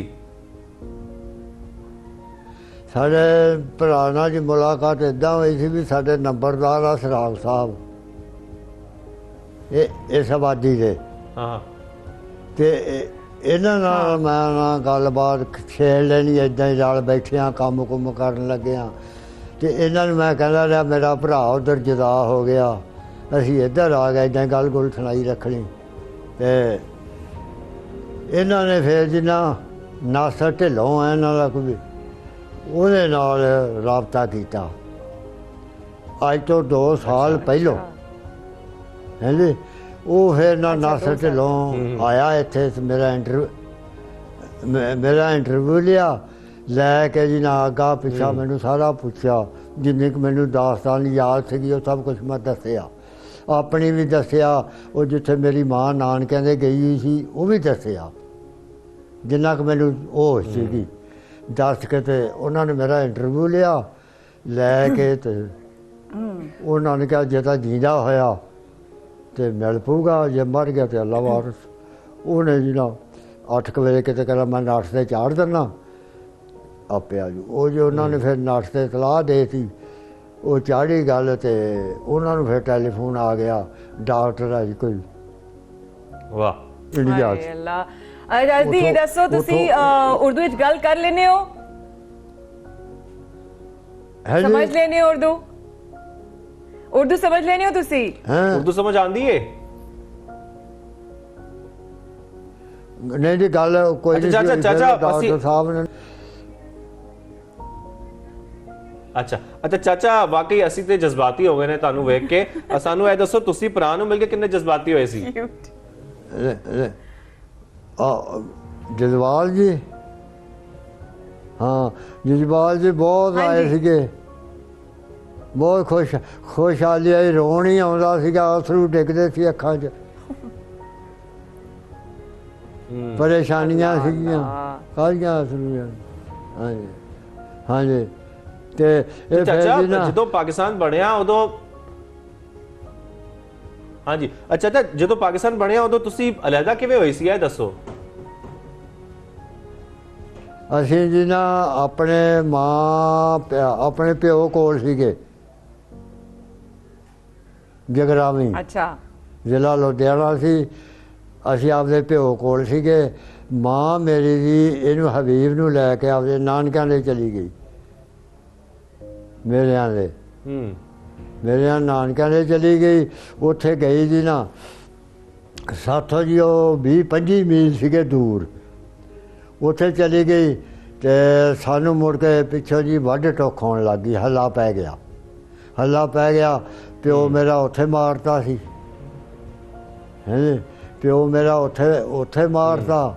ਅਸੀਂ ਜੀ ਨਾ ਇੱਕ ਮੇਰਾ ਮਾਸੀ ਦਾ ਪੁੱਤ ਸੀਗਾ ਤੇ ਅਸੀਂ ਉਹਨਾਂ ਨਾਲ ਰਲ ਕੇ ਨਾ ਜੀ ਇੱਧਰ ਪਾਕਿਸਤਾਨ ਚ ਆ ਗਏ। हाय ਤੇ ਚਾਚਾ ਤੁਹਾਡਾ ਭਰਾ ਇੰਡੀਆ ਵਿੱਚ ਕਿੱਥੇ ਰਹਿੰਦਾ ਹੈ? ਵਜ਼ੀਰ ਆਜ਼ਮ ਕੋਲੋਂ ਕੀ ਮੁਤਾਲਬਾ ਹੈ ਤੁਹਾਡਾ? ਵਜ਼ੀਰ ਆਜ਼ਮ ਅੱਗੇ ਜੀ ਉਹ ਜੇ ਫੂਲੇਵਾਲ ਪਿੰਡ ਹੈ ਜੀ, ਉੱਥੇ ਰਹਿੰਦਾ। ਬਰਨਾਲਾ ਜ਼ਿਲ੍ਹਾ, ਬਰਨਾਲਾ ਫੂਲੇਵਾਲ ਪਿੰਡ ਆ, ਉੱਥੇ ਰਹਿੰਦਾ। ਸਾਡਾ ਇਹ ਮੁਤਾਲਬਾ ਮਿਹਰਬਾਨੀ ਕੀਤੀ ਜਾਵੇ, ਉਹਨਾਂ ਨੂੰ ਵੀਜ਼ਾ ਦਿੱਤਾ ਜਾਵੇ ਤਾਂ ਕਿ ਜਿਹੜੀ ਦਿਨ ਦੀ ਸਾਡੀ ਜ਼ਿੰਦਗੀ ਆ ਅਸੀਂ ਕੋਈ ਦੁੱਖ ਸੁੱਖ ਆਪਦਾ ਵੰਡ ਲਈਏ। ਪਿਓ ਇਸ ਤੋਂ ਵੀ ਚਲੋ ਮਾਂ ਦਾ ਕੋਈ ਦੁੱਖ ਸੁੱਖ ਅਸੀਂ ਉਹਦੇ ਨਾਲ ਕਰ ਲਈਏ, ਉਹ ਇੱਧਰ ਆ ਜਾਵੇ। अल्लाह। तो जैसा कि वो मुतालबा कर रहे हैं वज़ीर आज़म पाकिस्तान इमरान खान से कि उनके भाई को वीज़ा दिया जाए ताकि वो यहाँ पर आएँ और वाकई यकीनी तौर पर जो उनकी उम्र है इस वक्त दोनों भाइयों की, वो ये चाहते हैं कि दोनों भाई अब मिलजुल कर रहें। जो ज़िंदगी उनकी इस वक्त सेहतमंद ज़िंदगी दोनों गुजार रहे हैं वो एक साथ गुजारें, और यही उनका वज़ीर आज़म पाकिस्तान से मुतालबा भी है। चाचा सानू यह भी दसो तुहाडे भैन भरा किन्ने ने? मेरे जी भैन एक सीगी ਤੇ ਇੱਕ ਮੇਰਾ ਭਰਾ ਸੀ। ਅਸੀਂ 3 ਜਣੇ ਸੀ, 3 ਸੀਗੇ ਭੈਣ। ਇੱਥੇ ਆਣ ਕੇ ਫੈਸਲਾਬਾਦ ਜਨਾਹ ਕਲੋਨੀ 'ਚ ਆਣ ਕੇ ਉਹ ਮਰ ਗਈ ਸੀ। ਉਦੋਂ ਸਾਡਾ ਇੱਥੇ ਕੈਂਪ ਲੱਗਾ ਸੀ। इन्ना लिल्लाह अल्लाह। ठीक है।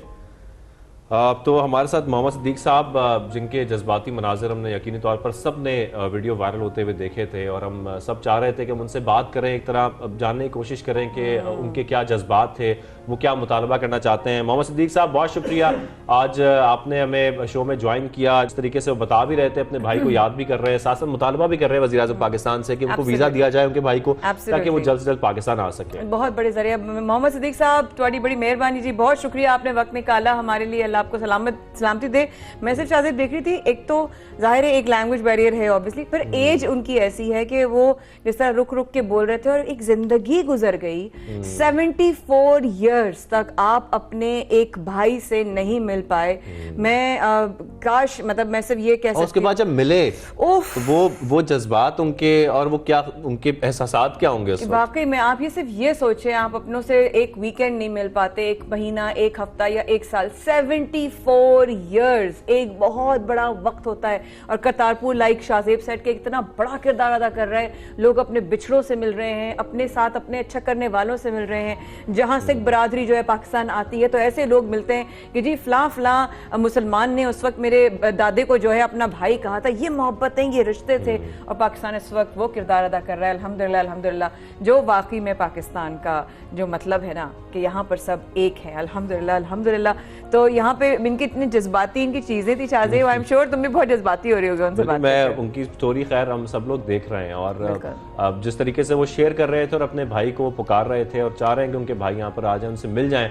हमारी भी दुआ है कि कुछ ऐसा जरिया बन जाए और इस तरीके से दोनों भाई एक साथ मिलकर रहें। खैर आगे बढ़ते हैं और एक छोटी सी बच्ची की कहानी आपको सुनाते हैं, साथ बताते भी हैं कि मैंने अभी तक नहीं देखा था कि कोई 10 साल की असिस्टेंट कमिश्नर बने। कभी कभी वक्त ऐसी चीजें दिखाता है हमें, मेरा ख्याल सबको बताना जरूरी है। जो हमारे ख्वाब होते हैं वो बहुत जल्द पूरे हो जाएं, या जो हमारी ख्वाहिशात होती हैं वो मुमकिन हो सके। तो ऐसा ही हमने देखा कि 10 साल रबीका, जो कि एक तालिबा हैं, उनको डिप्टी कमिश्नर इस्लामाबाद हमजा शफकात की जानिब से हौसला बुलंद करने की बुनियाद पर 1 घंटे के लिए एजाजी असिस्टेंट कमिश्नर की जिम्मेदारियां दी गई। वो उस कुर्सी पर बैठी भी और 1 घंटे तक असिस्टेंट कमिश्नर रही, और राउंड भी लगाया उन्होंने, राउंड भी लगाया, बाहर भी गई, राउंड भी लगाया, और लोगों से उनकी शिकायतें भी सुनी। और रेबेका जो है वो जब कमिश्नर बनी, असिस्टेंट कमिश्नर बनी, तो उन्होंने इस बात का भी मेरे ख्याल है अंदाज़ा लगाया होगा कि कितनी बड़ी जिम्मेदारी की बात है। और जिनसे वो सवाल कर रही थी उनकी क्या कैफियत होगी, अल्लाह इतनी छोटी सी असिस्टेंट कमिश्नर जो है हमारे सामने आ गई है। और हमारे साथ बराह रास्त है रेबेका, मेरा ख्याल है। बिल्कुल, रेबेका भी हमारे साथ मौजूद है और साथ साथ उनकी टीचर भी यकीनी तौर पर हमारे साथ, आसमा साहिबा भी हमारे साथ मौजूद हैं। आप दोनों को सबसे पहले पाकिस्तान में खुशामदीद कहेंगे। रेबेका, सबसे बताएं, साबिक असिस्टेंट कमिश्नर, सॉरी साबिक असिस्टेंट कमिश्नर, अब साबिक हो गई हैं, अब साबिक असिस्टेंट कमिश्नर। रेबेका, आप बताएं कैसा लगा आपको असिस्टेंट कमिश्नर इस्लामाबाद बनके? मुझे बहुत अच्छा लगा बनके। तो क्या आपके टारगेट क्या थे कि 1 घंटे के लिए अगर आपको असिस्टेंट कमिश्नर बनाया जाए तो आपने क्या चीजें बदलनी है, क्या काम करना है, या कोई ऐसी इंस्ट्रक्शंस जो आप देना चाहती हूँ किसी को? फेलो पे साइन भी किए थे, मार्केट में हमने जाके काफी लोगों पे फाइन भी किया था, रेट चेक किए थे, और वहाँ पर काफी अच्छा, फाइन किया था आपने मार्केट में जाके? उनके मसले भी पूछे थे कि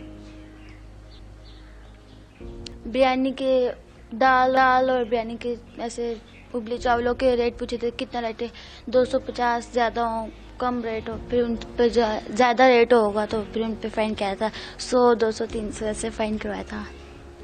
अच्छा, आसमा साहिबा से जान लेते हैं। आसमा साहिबा, आप बताइएगा, इनकी टीचर हैं और इन्हें पढ़ाती रही हैं, तो जरा बताइएगा कि इन्होंने आपके साथ क्या एक्सपीरियंस शेयर किया अपना असिस्टेंट कमिश्नर बनने के बाद? अच्छा, अस्सलाम वालेकुम। सबसे पहले तो बहुत बहुत शुक्रिया आप लोगों ने आज हमें इनवाइट किया है। मैं आप लोगों को यहाँ ये बता दूं कि ये लिफ्ट इस्लामाबाद रोड स्कूल का प्रोजेक्ट है जो गरीब बच्चों के लिए है। ऐसे बच्चे जो कभी स्कूल नहीं गए किसी माशी महरूमी की वजह से, उनको हम स्कूल्स में लेके आते हैं। उनके लिए प्रोजेक्ट हमने रोड स्कूल का जो है ये इनिशिएट किया है। ये एक कैंपस है, मुजफ्फर कैंपस हमारा, जहाँ पे ये रेबेका जो है ये एज ए स्टूडेंट हमारे पास 6 महीने पहले इनरोल हुई थी और ये कभी स्कूल नहीं गई थी। और जब ये हमारे पास आई और हमने इस बच्ची को ग्रूम किया, हम इन बच्चों को कोशिश करते हैं कि मिनिमम टाइम में हम इनको जो है वो मैक्सिमम सिलेबस करा के इनको एज अप्रोप्रिएट तैयार करके मेन स्ट्रीम एजुकेशन में भेज दें। तो जब ये 6 महीने पहले हमारे पास आई है तो इसको तो फर्स्ट टाइम था इसका स्कूल का, और हमने इसको जो है वो 6 महीने में ग्रेड 3 से ऑनवर्ड जो प्राइमरी लेवल होता है उस तक हमने इसको तैयार किया। अच्छा, हमारे पास यहाँ पे बहुत फोकस होता है कि हम बच्चों की करियर काउंसलिंग करें, तो उसके लिए हम बच्चों का स्पेशल एक सेशन रखते हैं जहाँ पूछते हैं कि आप बड़े होकर क्या बनना चाहते हो। और बहुत से बच्चे आपको नॉर्मली टीचर बनना चाहते हैं या डॉक्टर्स बनना चाहते हैं। 2-3 पर्टिकुलर फील्ड्स है हमारे पास जो लोग जो है वो पिक करते हैं। लेकिन इस बच्ची ने जब कहा कि मैं सीएसएस ऑफिसर बनना चाहती हूँ, तो इनकी टीचर ने मुझे कहा कि मैम इस तरह ये बच्ची है और इसकी ये विश है, तो बताएं हम इसको कैसे हेल्प आउट कर सकते हैं। एंड यहाँ पे बड़ी खुशी की बात ये थी कि जब मुझे पता चला और हमने स्कूल को विजिट किया, इस बच्ची को देखा, तो जिसकी डेडिकेशन और कमिटमेंट थी वो बहुत स्ट्रांग थी। And coming from a background के जो बच्ची कभी स्कूल नहीं गई, उस बच्ची का इस तरह का विजन होना ये बहुत बड़ी बात थी, even for us as well, because हमारा तो डेली बच्चों से इंटरेक्शन होता है। आसमा जी, जब आप लोगों ने इस बात का इनिशिएटिव लिया और आप लोगों ने एज अ ग्रुप या किस तरीके से कदम बढ़ाया, किस तरह सोचा, इससे किस तरह बात की असिस्टेंट कमिश्नर से कि हम रेबेका को अगर 1 दिन 1 घंटे के लिए हम बना सकते हैं कमिश्नर, तो हाउ वाज इट? और रिस्पांस जब आया और जब रेबेका को ये न्यूज़ मिली तो क्या उसके रिएक्शन था? जी अच्छा, हमारा क्योंकि लिफ्ट इस्लामाबाद जो है ये एक सोशल वेलफेयर ऑर्गेनाइजेशन है, तो हम बहुत क्लोजली वर्क करते हैं डिस्ट्रिक्ट एंड लोकल एडमिनिस्ट्रेशन के साथ। तो शायद मेरा ख्याल है डिप्टी कमिश्नर शफकात की ये क्वालिटी भी है कि बहुत हर बंदा उनको अप्रोच कर सकता है, because he is very active on social media as well. तो जब खैर हमने उनसे रिक्वेस्ट की और उन्होंने इसको ऑनर किया, तो ये तो एक तो हमारे लिए बहुत बड़ी बात थी, क्योंकि एक रोड स्कूल की बच्ची जो कभी स्कूल नहीं गई, उस बच्ची को एक नॉलेज होना, और फिर जो बच्चे इसके साथ पढ़े हैं उन सब के लिए मोटिवेट होना कि यस भी हम जिंदगी में ये बन सकते हैं। And specially from the community जो हमें रिस्पांस मिला। देखिए, इन बच्चों को स्कूल में रखने का सबसे बड़ा सेहरा जो है मैं कहती हूँ कम्युनिटी को जाता है, क्योंकि यही लोग हैं जो इन बच्चों को स्कूलों तक पहुंचाते हैं, मेक श्योर करते हैं कि ये बच्चे जो है वो स्कूलों में आए। कम्युनिटी इन्वॉल्वमेंट के बगैर नहीं हो सकता। तो जब ये एक मैसेज गया कि एक बच्ची जो है वो असिस्टेंट कमिश्नर बनी है, तो उसके बाद जो कम्युनिटी में जो बात थी, जो एक्साइटमेंट थी पूरे गाँव में और सारा कुछ, वो बहुत स्ट्रांग थी, और बच्चों में जो था वो बहुत शौक था। Nice, amazing. बहुत बड़ा काम कर रहे हैं, बहुत बड़ा काम कर रहे हैं। और हमारी आसमा जो टीचर हैं, रुबैका 10 साल की बच्ची, उनसे मुलाकात हुई और आप लोगों ने वक्त निकाला। आप लोगों के हमारे साथ शामिल होने का बेहद शुक्रिया। और आपने बिल्कुल सही कहा कि इस तरह के इनिशिएटिव दीगर और बच्चे जो हैं वो मोटिवेट होते हैं। Thank you so much for being with us. सुबह सवेरे पाकिस्तान में आज बहुत सी बातें, बहुत सी ग्रोथ पाकिस्तान को लेकर और पाकिस्तानियों को लेकर हम लोगों ने आपसे शेयर की, लेकिन इसी ग्रोथ को रखेंगे, सिलसिला जारी रखेंगे। लेकिन कल तक के लिए दीजिए इजाजत। कल आज शाम 4 बजे आप हमें रिपीट में देख सकते हैं और शाज़िया फरमाया करेंगे। कल बराह रास्त आपका इंतजार सुबह सवेरे पाकिस्तान में। आज बस इतना ही। Will see you tomorrow. अल्लाह हाफिज़।